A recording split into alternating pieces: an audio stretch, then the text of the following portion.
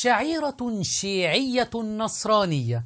هذه الشعيرة أخذها الشيعة من القساوسة، وهو أن يقوم بابا الفاتيكان بغسل أقدام بعض النصارى متبركا بهذه القدم مقبلا لهذه القدم. شاهدوا.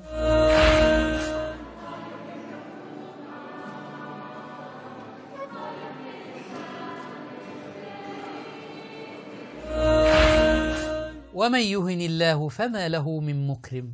نفس هذه الشعيرة أخذها الشيعة وقاموا بغسل أقدام الفرس والشيعة من الجنسيات الأخرى الذاهبون إلى قبر الحسين، ومع غسل هذه القدم تقبيل هذه القدم والسجود عليها مقتدين بالقساوسة.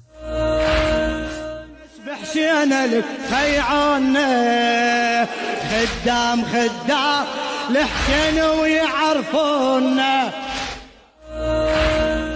وآخر يمسك الجوال ليصور نفسه، حتى حينما يذهب إلى البيت يقول لأبنائه انظروا إلى أبيكم، تم تقبيل قدم أبيكم، يتبرك بقدم أبيكم، ويزعمون أن هذا دين. شاهدوا، هذا يصور نفسه برياء، والآخر يغسل ويقبل ويسجد على هذه القدم.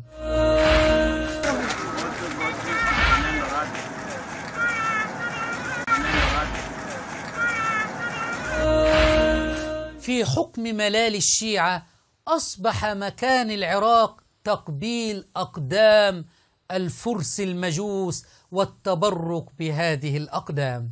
شعائر شيعية أم وساوس شيطانية؟